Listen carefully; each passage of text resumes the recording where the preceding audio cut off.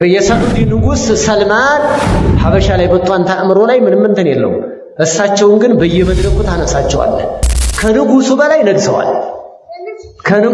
ነግሰዋል። የእሳቸው ንግስና አሁንም የሚያቆም አይደለም፣ የሚሄድ ነው። ከሞቱም በኋላ አሁንም አሉ። ንጉሱን ግን አታነሳው። ማን የሆነ አጋጣሚ ካልሆነ በስተቀር የዕልም ተጽዕኖ ነው። ቂራአትን ንቅራ፣ ኪታብ ጋር እንገናኝ፣ ልጆቻችንን እናበረታታ፣ እኛም እንበርታ። እንደው ጦለበል ዕልም ላይ እርጅና የለም። በቃ ጃብር ብን ዓብድላህ ረዲየላሁ ተዓላ ዐንሁ ከዕለታት አንድ ቀን የሆነ ሐዲስ ይሰማል። يحشر الله الناس الله ሰዎችን ይቀሰቅሳል። ፈዩናዲህም ቢሶውቲን የሚል አለ። በድምጽ አላህ ሱብሓነሁ ወተዓላ ጥሪ ያደርግላቸዋል የሚል አለ። በድምጽ ይቺ ሐዲስ አለ እንረዳታለን። እንትናም አደበል ሙፍረድ ላይ ኢማም አልቡኻሪም ያመጡታል እና ሷሂህ ነው።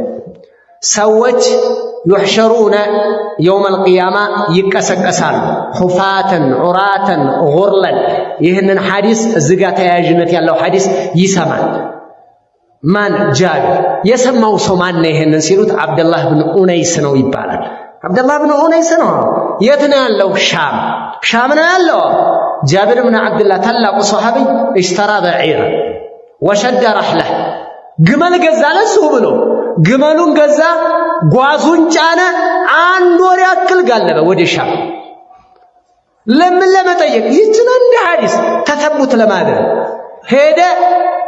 ልክ በሩ ላይ በሚደርስበት ሰዓት ሰው አገኘ። ማነህ አለው። እኔ ጃቢር ነኝ። እንተና አብደላህ ብን ኡነይስ ቤት አለ አለው። አዎ ንገርልኝ፣ ጥራልኝ አለው። ለበዋቡ ማለት ነው። ገባና እንትን ነገረው። ጃቢር በር ላይ ቆሟል ሲለው ጃቢር ብን ዓብድላህ አለ። አብደላህ ብን ኡነይስ አዎ አለ። መጣ። ተናነቁ። ሷሐቢዮች ናቸው ሁለቱም። አይ ሐጃ ኑሮኝ ነው የመጣሁት አለ። ወይ አንተ ወይ እኔ አንዳችን ሐዲሷን ሳልሰማት ወይ እንዳልሞት ወይ አንተ እንዳትሞትና ዕልም እንዳያመልጠኝ ብዬ ነው የመጣሁት ከመዲና። አዎ ምንድነው ሐዲሱ? ይሄ ሰምተዋል? አዎ ሰምቼዋለሁ ከነብዩ አረጋገጠ። ወደ አገሩ ተመለሰ። ለአንድ ሐዲስ ማለት ነው። ለአንድ ሐዲስ ሻም። እኛ ግን ከቤተ መስጂድ ድረስ ሻም ሆኖብናል። ይሄ የሚገርመው ማለት ነው። ከዚህ ቤት እዚህ ድረስ ለመምጣት ከዚህ ጎረቤት እዚህ ድረስ ለመምጣት የት ድረስ ነው የምንሄደው? እንትና ድረስ እንደው ከብድ ክታብ ይዞ መምጣት። ኧረ ተው፣ ታውቃለህ ራስህን። በቃ አንተ እኮ እያለክ ራስህን እየጨረስክ እኮ ነው በዱንያ ፍለጋ። ታዲያ ለጦለበል ዕልም ትንሽ ዚክር እኮ ነው። በመላእክት አጀብ እኮ ነው የምትመጣው። መላእክት አጅቦ ነው የምትመጣው፣ አጅቦ ነው የሚሸኙህ። አጅር የምታገኝበት ነው። ትልቅ ነገር ነው። ሰው ለጦለበል ዕልም እንዴት ይሰንፋል? ግን ዱቤ ስጦታው እጅ በእጅ ቢሆን ኖሮ ሁሉም እየመጣ ወዲያውኑ ካሽ እያገኘ ቢሄድ ኖሮ ይጠብ ነበር። ወላሂ ነብዩ ማለት ለቀድ ሰደቅ ነብዩ አለይሂ ሰላቱ ወሰላም ለው ያዕለሙነ አነሁም የጂዱነ ሚርማመተይን ብለው የተናገሩት ለሐضሩ አልዒሻ ወሶላት አልፈጅር ሁለት አጥንቶችን እንደሚያገኙ ቢያውቁት ኖሮ አሉ መስጂድ ውስጥ ሁለት የሚጋጡ አጥንቶችን እንደሚያገኙ ቢያውቁት ኖሮ ለሐضሩ አልዒሻ የዒሻ ሶላት የፈጅር ሶላት ይሳተፉ ነበር አሉ። ከማ ቃለ ረሱል ሰለላሁ ዐለይሂ ወሰለም ሆይ እንደዚህ ቀጥታ ቢኖር ሶደቃ አለ ቢባል አሁን መግሪብ ላይ ሶደቃ ከለ ጠርቷል ቢባል ጥብብ ብሎ ነው የሚሰግደው ህዝቡ። ይሄንን ያሉን ደግሞ ነብዩ ናቸው ረሱል ዐለይሂ ሰላቱ ወሰላም። እነማ ሙናፊቁ ምኑ ሁሉ ጥርቅ ብሎ ይመጣ ነበር። እሁድ ጋር የተያዘ ነገር ተጨባጭ ነገር ላይ ሰው ትኩረት ያደርጋልና ነው። ታው እኛ እኮ ጀነትንም አላየንም ጀሃነምንም አላየንም። ቁርአን ግን ከምናየው በላይ በየቅን የነገረን። ለምን? በአይነህ አይተህ ያ ነገር ጦጣ ነው ዝንጀሮ ነው፣ አይ ዝንጀሮ ነው ብለህ አይተዋል። በቃ ዝንጀሮ ነው አለ። አንተ አይተህ ወሰንክ አይደል? ከዚህ በላይ አላህ የነገረን የቂን ነው። እኛ አይተን ከምናረጋግጠው በላይ የአላህ ሱብሓነሁ ወተዓላ ንግግር መሐቀቅ ነው፣ የተረጋገጠ ነው። አይነህ አይቶ ለምን? ያንተ አይን ምናልባትም ሊመሳሰልብህ ይችላል። ያንተ አይን ጅው ሊልብህ ይችላል፣ በለጭ ሊልብህ ይችላል፣ ሸፈን ሊያደርግ ይችላል፣ ሊመሳሰልብህ ይችላል። አላህ የተናገረው ነገር ግን የቂን ነው፣ መሐቀቅ ነው። ምንም ጥርጣሬ የለብህም። ምንም አይነት ማለት ነው። ስለዚህ አላህ Subhanahu Wa Ta'ala ጀነት አለ ብሏል እንፈልጋለን እንድንጎመጅ ነው ጀሃነም አለ ብሏል እንድንሰጋ ከሐራም እንድንቆጠብ ነው ይሄን ለማድረግ ደግሞ ጠለበል ዒልም ላይ እንሯሯጥ ሰዒድ ኢብኑ ሙሰይብ ረሂመሁላህ አላህ ይዘንለትና إن كنت لآسر مسيرة لا طلب العلم مسيرة الليالي والأيام እኔ ብዙ ሌሊቶችንና ብዙ ቀኖችን እጓዝ ነበር አለ ለምን ለطلب العلم علم ለመፈለግ እጓዝ ነበር ብዙ አለ አስተዋውሳለሁ የገጠር ተማሪ አብዛኞቻችሁ እድሜያችሁ ገፋ ካደረገ ገጠር ላይ ተመራችኋል ምናልባት ጎልማሳ ይተማራል በደርግ ጊዜ አይደል የጎልማሶች ትምህርት የሚባል ነበር ያንን ተምሯል ስንት እየታገለ እየለፋ ማለት ነው ከዛ በላይ ደግሞ እኛ የገጠር ልጆች ነን ምን ያክል ርቀት የ5 ኪሎ ሜትር የ1 ሰዓት መንገድ የ1 ሰዓት ተኩል መንገድ በጧት ይነሳል የ1 ሰዓት ተኩል መንገድ ሄዶ ተምሮም ይመጣል በዛ አይነት መልክ ይተማራል አሁን በየጓሩ ቢሆንም ትምህርት ማለት በየአካባቢው ቢሆንም ያንን ተለፍቷል አዎ طلب العلم ላይ ግን የለም ለطلب العلم ጊዜ የለም ለطلب العلم ጤንነት የለም ለطلب العلم ዱንያን ይሻማብናል ይጋፋብናል ልጆቻችንን ለማስተማር ቅራአት እንዲቀሩልን በልብስም ሆነ በዲጎማም ሆነ በደሞዝም ሆነ ከትምህርት ጋር እናወዳደርም የሚያሳዝን እኮ ነው ትምህርት ቤት ለልጆቹ 2000 ውድ ትምህርት ቤት ውስጥ አስገብቶ ይማራል አስተማሪ የሚያስጠናቸው ለብቻ የወር ምንም አይኑን ሳያሽ ይቀጥራል ባዮሎጂ ኬሚስትሪ ማትማቲክስ የሚያስጠና በወር 2000 ብር ይቀጥራል ቁርአንም ያቀራል 50 ብር ቅር ይያለው አስወድድክ ይያለው ለምን ወላሂ በጣም ይገርማል በጣም ስለሚገርመኝ ነው ሁኔታዎችን ያለን ያመለካከት እኮ እንትን እኮ ነው ያመለ ቁርአን ያለን ለዕልሙ ያለን ለቂራአቱ ያለን ኋላ ቀርነት እኮ ነው ከኋላ ሲሰበክ ቤተሰቦቻችን የሚያወሩና አሁን ስለ ዓሊም አይደለም እንደዚህ አውቆ እከለ የሚባለው ዳዒ አቤት እንደኔ ልጅ ሆኖ ቢሆን እናቶቹ እንደዚህ እንኳን አይመኙም ጠቅላይ ሚኒስትር ከመጣ እናቱን ያለች እንጂ እናራቆ እንደዚህ ተመረቀ አይ ወለዴ ደረሰላት ልጅ እንደዚህ እኮ እንደዚህ አንደኛ ወጣ አቦ ልጅ ያ ልጅ እኮ እንደው ቀና ብሎ ሰው የሚገርም አደበኛ ልጅ ለካ እንደው ያስታውቃል ፊቱ የሚያወድሱታል እንግዲህም ላይ እንደዚህ ልጅ ወጣላት ነው የሚባለው ቂራአት ላይ ከሆነ እንዳፈቀደው ለዚህ ነው እናቃለን አሁን በድሮ ሰዓት አሁን ነው እንጂ ቂራአት ላይ ቆንጅዬ ከሆነ ሰልካካ ከሆነ ላስኮላ ይሰጣል የሚያነክስ ከሆነ ወይ የሚያመው ከሆነ ወደ ቂራአት ላኩት ደረሳ ይሁን ነው የሚባለው ወላሂ አላህ እንደዛ እኮ ነው የሚባለው ምናቀው ይሄ ነው አሁንም ቤት ውስጥ የሚወራው ይሄ ነው ማታ ለልጁ ሲነግሩት ስለ አስመጭና ስለ ላኪ ነው የሚነግሩት ማታ ሲነግሩት ስለ ምሁራን ነው አንተም ሆነ መሐመድ ሰዒድም ሆነ ከማል ልጃቸውን የሚያስተምሩት ጠቅላይ ሚኒስትር እንደሆነ ነው ወይ የውጭ ጉዳይ ሚኒስትር እንደሆነ ነው ወይ መከላከያ ሚኒስትር እንደሆነ ነው የሱ ሁሉ ልጅ መከላከያ ሚኒስትር ሊሆን ማለት ነው የሱ ሁሉ ሰው ወይ ጠቅላይ ሚኒስትር ሊሆን ማለት ነው ሁሉም ሆነ ደረጃ ላይ እንዲደርስለት ነው ህፃን ለራሱ ሆቢህ ምንድነው ሲባል እኔ ወደፊት ቂራአት ቀርቼ ዳዒ ሆኜ ኡመተል እስላምን ለማስተካከል የሚል የለም ሆቢህ ምንድነው ሲባል ፓይለትነት ምንድነው ሲባል ዶክተር ምን ለመሆን ነው ሲባል ኃይለኛው ወታደር የኔ ደግሞ ይሄ ነው አንደስ መከላከያ ሚኒስትር መሆን ጀነራል ይሄንን የነገሯቸው በቃ ዓለምን የሚኖርባት ይሄ ደረጃ ያለው ይሄ ነው ስለዚህ ዒልምን ይመኛል አይደለም ማን ነገረው አባቱም ጃሂል ነው እናቱም ጃሂል ናት አያቱም ጃሂል ነው ቀማያቱም ጃሂል ነው ቤተሰቡ ሙሉ በጀህል የታጨቀ ነው የሚያዩት ዱንያን ብቻ ነው የሚያስረክቡት ለዚህ ልጅ በሱ ጭንቅላት ውስጥ የሚዘከዝቁት ይሄን ነው ሺቤት العلم ያደጉ ህፃናቶች ያስታውቃሉ እንዲያን ነገር ለልጅ ስለ በርበሬ ያታወሩ አላህን ፍራ والله በቃ ስለ ዒልም እስኪ ስለ ዑለማው የተናገር ሲራ የሚጽፉት ዑለማዎች ለምንድን ነው ሲራ ባነበብክ ቁጥር ልብህ እየራሰ ነው የሚሄደው የሰለፎችን የነብዩላህ ዩሱፍ ቅሷ መጣ።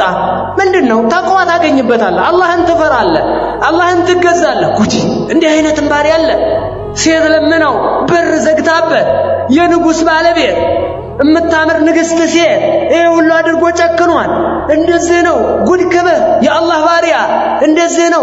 አላህ መጨረሻ ላይ መጀመሪያ ባሪያ ተደርጎ ተሸጠ፣ ጉድጓድ ውስጥ አስገቡት፣ ከዛ ተወጥቶ ተሸጠ፣ ወንድሞቹ ከዱት፣ የተለያየ ነገር ደረሰበት፣ እንደገና በሰው ቤት አደገ። አሁንም ሲያድግ ጎረምሳ ሲሆን ተፈተነ፣ በሴቲቱ ተፈተነ፣ እምቢ አለ። መጨረሻ ላይ ግን የሁሉም የበላይ ሆነ። በአስተዳደርም በዓለማዊም ሁኔታ የአላህም ነብይ ሙርሰል ሆነ። ምን ዒባድላህ ሷሊሒን አላህ አደረገው፣ ከሙርሰሎች አደረገው። መጨረሻ ላይ ይሄ ይመጣል። ይሄን ታሪክ ሲነገር ይሄን ታሪክ ይዘት ይሄዳል። ለካ አላህን የሚፈራ መጨረሻው ያምራል። የምንነገረው ቁርአን ላይ ቅሷ ለዚህ ነው። ይሄንን ስትማር እኛ አእምሮ ውስጥ ስለ ነጋዴ አይደለም፣ ስለ ነጋዴ ቃሩን ሲወድቅ ነገረን።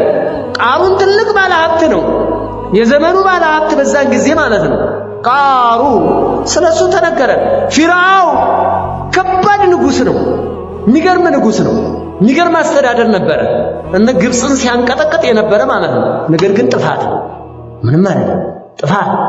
ይሄ የተነገረን እንደሱ እንዳንወድቅ ነው። እነ ኑምሩድ ዓለምን አስተዳድረዋል፣ ግን መጥፎዎች ናቸው። በነቢዩላህ ኢብራሂም ዘመን የነበረው ማለት ነው። እዛ የአጥፊዎችን ይነግርሃል፣ እዚህ የነ ዙልቀርነይንን ታሪክ ይነግርሃል። ታላቅ የአላህ ባሪያ ነው፣ ዓለምን ያስተዳደረ ዙልቀርነይን። 4 ሰዎች ናቸው ምድርን ያስተዳደሯል። 2 ሙስሊም ናቸው፣ 2 ካፊር ናቸው። አንደኛ ማን ናቸው? ቡኽቱን ነሶርና ኑምሩዝ ካፊሮች ናቸው። ዓለምን ከጫፍ ከአጽናፍ እስከ አጽናፍ አስተዳድረዋል። ከሙስሊሞች ደግሞ ሱለይማንና ዙልቀርነይን እነዚህ ናቸው ያስተዳደሩት፣ 2 ማለት ነው። ከሙስሊሞች ናቸው። ታሪክ ሲነገርህ አላህን እንድንፈራ መሰረት ያደረገ ነው። ታሪክ ሲነገርህ፣ ዓለማዊ ታሪክ ሲነገርህ አስተዳደርህን እንድታስተካከል ነው። ቴዎድሮስ እንደዛ አደረገ፣ አጼ እንትና እንደዛ አደረገ ሲባል፣ ልብነ ድንግል እንደዛ አደረገ፣ አጼ ከሌ እንደዛ አደረገ ሲባል፣ አስተዳደር ላይ ስትመጣ ይሄ ፖለቲካ ውድቀት ስላለው ይሄን አትያዝ፣ እቺኛይቱን ብትይዝ ጥሩ አስተዳዳሪ ትሆናለህ ነው። ፖለቲካ ወሬ ነው ዓለማዊ እንጂ አጼ ቴዎድሮስ ምን ይጠቅማል? ቁርአን ግን ታሪክ ሲነግርህ ከመጥፎዎቹ መጥፎ እንዳትሆን ታስተካክላለህ፣ ከጥሩዎቹ ጥሩነትን ትወስዳለህ። ሁለቱም ከአኸራ ጋር የተገናኘ ከጀነት ጋር የተገናኘ ከአላህ ጋር የሚያገናኘ ነው። ይሄ ነው። አዎ። ስለዚህ የቁርአን ታሪክ ስትማር፣ የሐዲስ ታሪክ ስትማር፣ ሲራ ስትማር የምትስተካከልበት ነው ብዙ። ይህንን በደንብ አሁን ሰዎችን ማታ ማታ ዑለማዎች ይናገራሉ። ሲራ ንገሯቸው፣ የሷሃባ ታሪክ ንገራቸው። ፋጡማ ትላለች፣ የነብዩ ሴት ልጅ ነበረች። አልይን አግብታ ይሄን ያህል ኖራ እንደዛ አድርጋ ዛሬ ስለዚህ ትነግረዋለህ እሚይዝልጅ። ነገ ደግሞ ስለ አልይ ኢብኑ አቢ ጣሊብ ተነጎዳ በቃ የነብዩን እድሜ ሂደት፣ የነብዩን አለይሂ ሰላቱ ወሰለም የዳዕዋ ሁኔታ፣ የነብዩ ልጆች የነ ኻሊድን ጀግንነት፣ የነ ዑመርን ጀግንነት ስትነግረው ይህን እየቀረጸ እምነቱን እየወደደ ይመጣል። ማታ ይገባል። የሕፃን ልጅ የሚነገረው ስለ ንግድ፣ የሚነገረው ስለ ጠቅላይ ሚኒስትር፣ የሚነገረው ስለ ዩክሬን፣ የሚነገረው ስለ ሩሲያ፣ የሚነገረው ስለምን የሚነገረው የሚሰማው ይሄ የነብዩ። ለዚህም ነው አመለጠህ ልጅህ ምን ኳስ ተጫዋች ነው የኳስ ተጫዋች ስም ነው የሚሸመድደው። የሚገርም የሚሸመድደው የፊልም አክተርሶችን ስም ነው የሚሸመድደው። ዘመኑ ላይ ያሉ የተጽዕኖ ሰዎች የሚባሉትን ነው የሚሸመድደው። ዓለማዊ ነገር ላይ ብቻ ነው። የነብዩን ስም ጠይቀው አያውቅም። እድሜያቸውን አያውቅም። ልጆቻቸው ስንት ናቸው አያውቅም። ነብዩ ምን ያክል ኖሮ አያውቅም። ነብዩ በሂጅራ በስንተኛው ዓመት ሞቶ አያውቅም። ነብዩ በስንት ዓመታቸው ተላቁ፣ ስንት ዓመት ኖሩ አያውቅም። አይመለከትም። ይሄን አባቱ አያውቅ፣ ልጁ አያውቅ። ታው ነተቂላ አላህን እንፍራ። ወላሂ ተቁላህ ፊ አውላዲኩም ኢተቁላህ ፊ አብናኢኩም ወበናቲኩም። በሴት ልጆቻችሁ በወንድ ልጆቻችሁ አላህን ፍሩ፣ አላህን ፍሩ። ወላሂ አላህን ፍሩ ዒባደላህ። አላህን እንፍራ፣ አላህን እንፍራ። ነብዩ አለይሂ ሰላቱ ወሰላም ነግረውናል። እደግመዋለሁ፣ ከአሁንም በፊት ተነጋግረንበታል። ልጅ ማለት ያንተ ስጦታህ ነው፣ የገቢ ምንጭህ ነው። የጀነት ሱቅህ ነው ዛሬ ላይ የምትጠቀምበት ውለድ ቶሎ ቶሎ ውለድ ቶሎ ቶሎ ውለድ አንድም ማግባ ሁለትም ማግባ ኪንን እንዳታስተከተል መርፌም እንዳታስወጋ ኪንንም ዝም ብለህ እንዳታስወስድ ውለድ